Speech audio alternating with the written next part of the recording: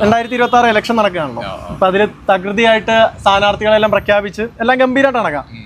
ചേട്ടൻ എന്ത് തോന്നുന്നു, ഈ ഒരു വട്ട ഇലക്ഷൻ എങ്ങനെയായിരിക്കും? UDF ആയിരിക്കും, LDF ആയിരിക്കും, ആർക്കാണ് സാധ്യത കൂടുതൽ? സാധ്യത ഒരു ബേസിക്കലി നോക്കുകയാണെങ്കിൽ UDF-നാണ് സാധ്യത. എറണാകുളം ജില്ലയിൽ പൊതുവെ UDF തന്നെയാണ് വരാനുള്ള സാധ്യത ഉള്ളത്. ഓക്കെ, കേരളത്തിൽ മൊത്തത്തിലും UDF വരുമെന്നാണ്? കേരളത്തിൽ മൊത്തമായിട്ട് ഒരു പക്ഷേ UDF വന്നില്ലെങ്കിലും UDF-ന് ഒരു മുൻകൈ ഉണ്ടാകാൻ സാധ്യതയുണ്ട്. ഓക്കെ, ഇപ്പം ചേട്ടാ ഏതായിരുന്നു നിയോജകമണ്ഡലം? ഏതായിരുന്നു? ഞങ്ങൾ തൃപ്പൂണിത്തറയാണല്ലോ. തൃപ്പൂണിത്തറയിൽ ഇപ്രാവശ്യം എന്തായിരിക്കും കോമ്പറ്റീഷൻ? ഒരു ത്രികോണ മത്സരത്തിനുള്ള സാധ്യത? ത്രികോണ മത്സരത്തിനുള്ള സാധ്യതയുണ്ട്. ഓക്കെ, അവിടെ ഒരു മുനിസിപ്പാലിറ്റി ഇപ്പം BJP-യിലാണല്ലോ.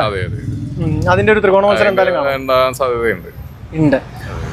ഓക്കെ, അതേപോലെ തന്നെ ഒരു ലാസ്റ്റ് 10 വർഷം LDF സർക്കാർ ഭരിച്ചാണല്ലോ. അപ്പൊ അതിന്റെ ഒരു വിലയിരുത്തൽ, ചേട്ടന്റെ ഒപ്പീനിയൻ എന്തായിരുന്നു ഒരു സാധാരണ ജനം എന്ന രീതിയിൽ?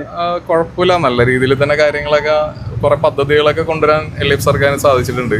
ഒരുപാട് കാര്യങ്ങളൊക്കെ ജനങ്ങൾക്ക് ഉപകാരമുള്ള ഒരുപാട് ബ്രിഡ്ജസ് ആണെങ്കിലും അങ്ങനെ ഒരുപാട് കാര്യങ്ങളൊക്കെ മുന്നോട്ട് കൊണ്ടുവന്നിട്ടുണ്ട്. LDF സർക്കാർ കൊണ്ടുവന്നിട്ടുണ്ട്.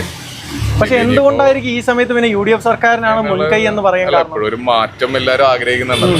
അപ്പൊ മറ്റൊരു പാർട്ടിയുടെ ഒരു നെഗറ്റീവ് കൊണ്ട് മാത്രമല്ല, ജനങ്ങൾ എപ്പോഴും ഒരു മാറ്റം എപ്പോഴും ആഗ്രഹിക്കുന്നുണ്ട്. ഓക്കെ, അപ്പൊ ആ ഒരു മാറ്റം തീർച്ചയായിട്ടും കേരളത്തിൽ ഉണ്ടാകാൻ സാധ്യതയുണ്ട്. ഓക്കെ, അപ്പൊ UDF-ൽ ഇപ്പം VD സതീശനൊക്കെ വെച്ച് ഒരു ഹോപ്പ് ഉണ്ടോ? ഒരു നല്ല സർക്കാർ ആയിരിക്കും എന്നൊരു ഹോപ്പ് ഉള്ളിലുണ്ടോ? അത് ഇനിയിപ്പോ വന്നെങ്കിലേ അറിയുള്ളൂ. ഇപ്പൊ ഇതിനു മുമ്പ് ഉമ്മൻചാണ്ടി സർക്കാരായിരുന്നു, അറിയാലോ. അപ്പൊ അതിനു മുമ്പ് കരുണാകരൻ സാറിന്റെ ലീഡറിന്റെ സർക്കാർ ഗവൺമെന്റ് ആയിരുന്നു. അപ്പൊ ഇനിയിപ്പോ VD സതീശൻ സാറിന്റെ ഒരു ഗവൺമെന്റ് ഇനി എങ്ങനെയായിരിക്കും എന്നുള്ളത് വന്നു കഴിഞ്ഞാലേ നമുക്ക് പറയാം. Sure, thank you.